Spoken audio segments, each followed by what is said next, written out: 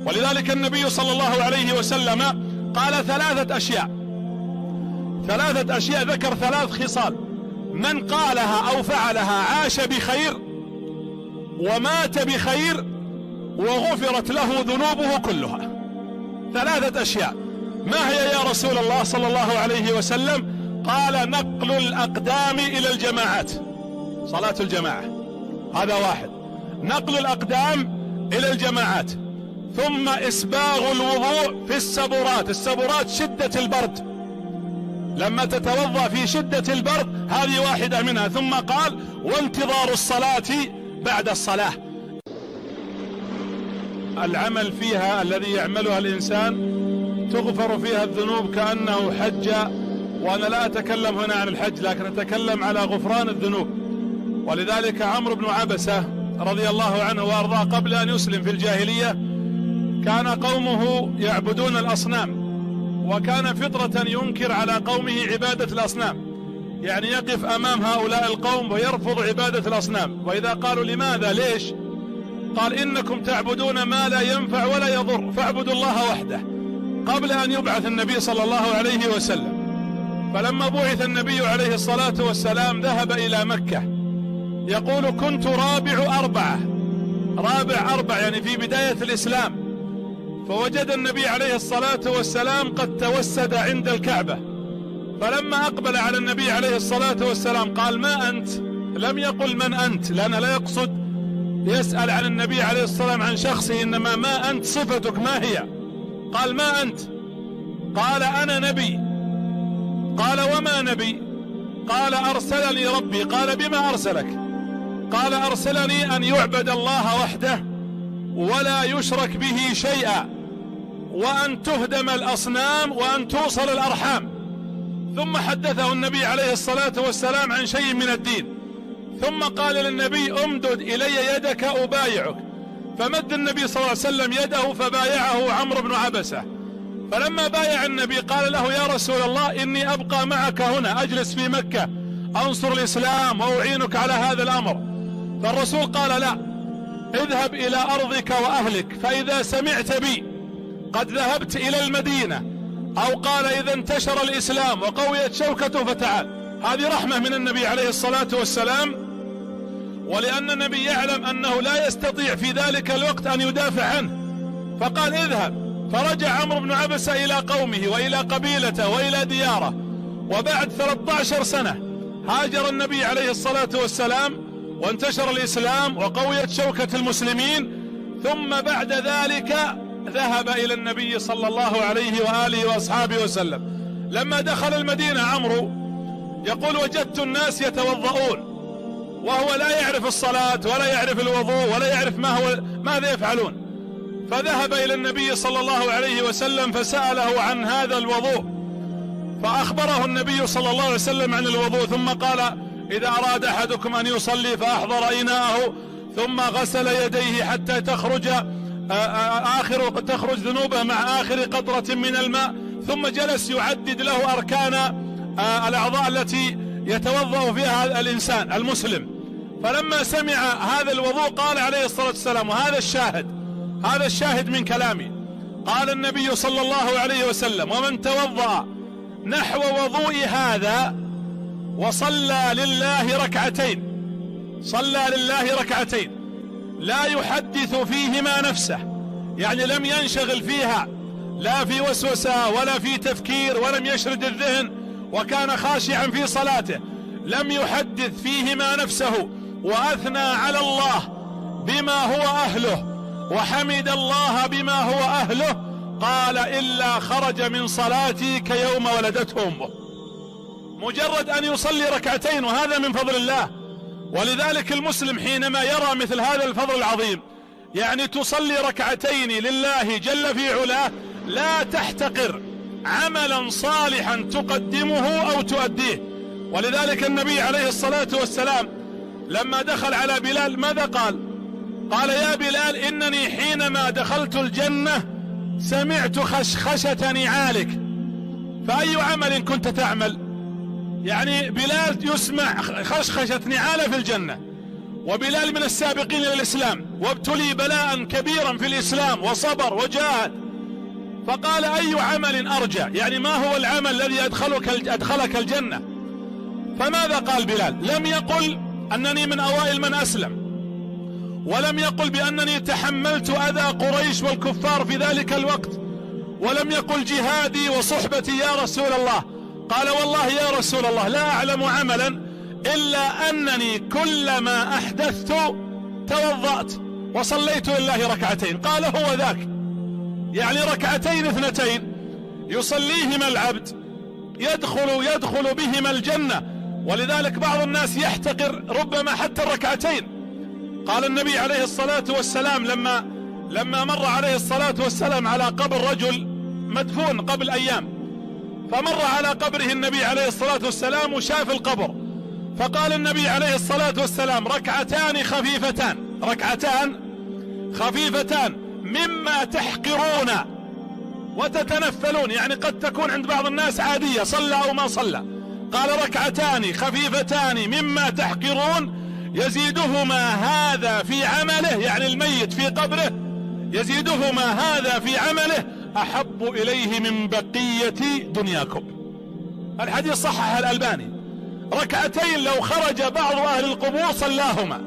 بعض الناس اليوم ربما التسبيح، أنا ما أتكلم عن حج ولا عمرة، لأن الحج والعمرة قد تحتاج إلى مال وتحتاج إلى قوة بدن وتحتاج إلى وقت وتحتاج إلى سفر. أنت تتكلم على وضوء ركعتين، بل تتكلم من قال سبحان الله وبحمده 100 مرة غفرت ذنوبه ولو كانت كزبد البحر. لو طلعت ساعتك الآن وعديت سبحان الله وبحمده بالدقائق بخشوع وتأمل وتدبر لا تتجاوز 2.5 دقيقة. بعض الناس يأكل سندوتش وسلطة في 5 دقائق ويقف عند الإشارة 4 و5 و6 دقائق، بينما سبحان الله وبحمده 100 مرة تغفر ذنوب العبد ولو كانت مثل زبد البحر. لا تحتقر عملا. يقول عبد الله بن المبارك يقول رب عمل صغير عظمته النية الصالحة، اللهم حسن نياتنا، ورب عمل صغير عظمته النية الطيبة. زبيدة زوجة هارون الرشيد معروف إلى اليوم، الناس تتكلم عن آبارها حينما سقط الحجاج. حجت سنة من السنوات، فرأت عطش الحجاج وخاصة في الموقف في عرفة، فأرادت ونوت أن تسقي الحجاج، فأجرت بئرا يسير من بغداد إلى مكة. استمر هذا البئر 1200 سنة والناس يشربون منه. كلنا يعرف فضل سقيا الماء عموما وسقيا الحجاج على وجه الخصوص، وفي بيت الله الحرام والمسجد الحرام وغير ذلك. وبعد 1200 سنة إلى 1200 سنة والناس يشربون من هذا البئر. يقال أنها قالت إلى القيم على أموالها اذهب وأحضر العمال يحفرون بئرا لو كلف كل ضربة فأس دينار ادفع. يعني كأنها تقول ادفع كل ما أملك لكن نسقي الحجاج. لما توفيت رحمها الله، طبعا زبيدة هي زوجة هارون الرشيد وابنة جعفر بن أبي جعفر المنصور، ابنها المأمون ابن هارون الرشيد الخليفة العباسي المعروف، وهي أيضا من سلالة النبي صلى الله عليه وسلم من بني هاشم. ومع ذلك لما ماتت رحمها الله رؤيت في المنام، ذكر هذا الذهبي، فقيل لها ماذا صنع الله بك؟ قالت إن الله غفر لي ورحمني. قال لها الرائي في المنام أبي البئر، يعني دخلت الجنة بالبئر التي سقيت به الحجاج؟ قالت أي بئر تتحدث عنه؟ إنما بركعتين كنت أحافظ عليهما في جوف الليل ما تركتهما. ركعتين اثنتين. فالإنسان قد يحقر أحيانا عملا، قد يحقر قولا، قد يحقر أحيانا يا جماعة أحيانا في أكلك وفي شربك. النبي صلى الله عليه وسلم أخبر أنه من أكل طعاما فقال الحمد لله الذي أطعمني هذا من غير حول مني ولا قوة إلا غفر الله له ما تقدم من ذنبه. كل طعام تأكله وكل شراب وتحمد الله جل في علاه غفر الله لك ما تقدم من ذنبك. ومن عظيم الأعمال التي يعملها الإنسان أيضا لما يتوضأ الإنسان، كما أخبر النبي صلى الله عليه وسلم ما منكم من أحد يتوضأ فيسبغ الوضوء وقال أشهد أن لا إله إلا الله وأشهد أن محمدا عبد الله ورسوله إلا فتحت له أبواب الجنة 8. كم تأخذ هذه؟ ولذلك فضل الله عظيم. وأنت في مكانك في بيتك بل في مصلاك وفي مجلسك هذا تذكر الله تبارك وتعالى ذكرا مباركا فيكون لك من الأجور الشيء الكثير والشيء العظيم. ولذلك النبي صلى الله عليه وسلم قال 3 أشياء ذكر 3 خصال من قالها أو فعلها عاش بخير ومات بخير وغفرت له ذنوبه كلها. 3 أشياء. ما هي يا رسول الله صلى الله عليه وسلم؟ قال نقل الأقدام إلى الجماعات، صلاة الجماعة، هذا 1. نقل الأقدام إلى الجماعات، ثم إسباغ الوضوء في السبورات. السبورات شدة البرد، لما تتوضأ في شدة البرد، هذه واحدة منها. ثم قال وانتظار الصلاة بعد الصلاة. انتظار الصلاة مثل ما يفعل في هذا الجامع وفي غيره، أن ينتظر المسلم ولا يحدث وما يجلس في مصلاه ينتظر الصلاة. هذه من الأعمال التي يحبها الله ويحبها نبيه صلى الله عليه وسلم. حتى عند النوم قال النبي صلى الله عليه وسلم 2 لا يحصيهما رجل مسلم إلا دخل الجنة. ثم اسمعوا ماذا قال النبي: وهما يسيران ومن يعمل بها قليل. هي يسيرة لكن العمل بها قليل. ما هي يا رسول الله؟ قال يقول في دبر كل صلاة سبحان الله سبحان الله سبحان الله 10 مرات، الحمد لله الحمد لله الحمد لله 10 مرات، الله أكبر الله أكبر الله أكبر 10 مرات. كم أخذت منا هذه بعد كل صلاة؟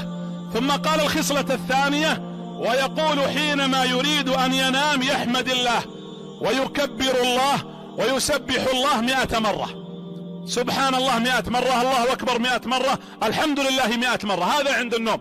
ثم أخبر النبي صلى الله عليه وسلم قال أنها 100 باللسان و1000 في الميزان.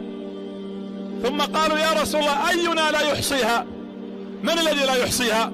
قال من أتاه الشيطان في صلاته ثم قال تذكر كذا وكذا وكذا فيخرج من صلاته ولا يذكر منها شيء، ومن أتاه الشيطان في مضجعه وهو يريد النوم فينومه ولم يقل ما أمره به النبي صلى الله عليه وآله وسلم. ولو حسبت هذه والله جل وعلا لا يحسب عليه، لكن هذا فقط من باب تشجيع النفس، لوجد الإنسان أنها لا تأخذ ثواني بل دقيقة أو أكثر أو أقل من ذلك، ولا يدخر الإنسان. ولذلك لا يقول الإنسان خبثت نفسي كما جاء في الحديث، لا تقل خبثت النفس. النفس قادرة بحول الله، إذا أعينت أعانها الله تبارك وتعالى. فالمسلم، ولذلك حتى التأمين من وافق تأمينه تأمين الملائكة، قرأت الله أكبر الحمد لله رب العالمين الرحمن الرحيم مالك يوم الدين ثم قلت ولا الضالين آمين، إذا وافق تأمينك تأمين الملائكة غفر لك ما تقدم من ذنبك.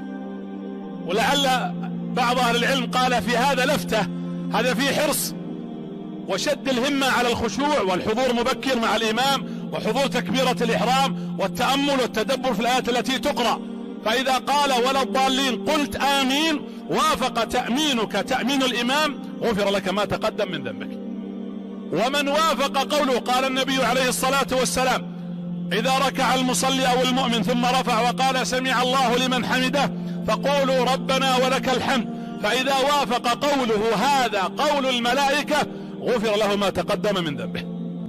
إذا وافق قول أهل الأرض قول أهل السماء غفر له ما تقدم من ذنبه. وأختم أيها الأحبة، الصبر على المصائب، الصبر على اليوم في هذا الجامع هناك من يعزى، ونسأل الله أن يغفر لموتانا وموتى المسلمين وأحسن الله عزاء كل مصاب. الصبر على المصيبة، ما من عبد أبتليه في الحديث القدسي، ما من عبد مؤمن من عبادي أبتليه فيصبر لا يقوم من مضجعه وهو صابر إلا غفرت له ما تقدم من ذنبه. الصبر على المصيبة عظيمة، ولذلك هذا كله يعطينا دلالة أن فضل الله علينا واسع.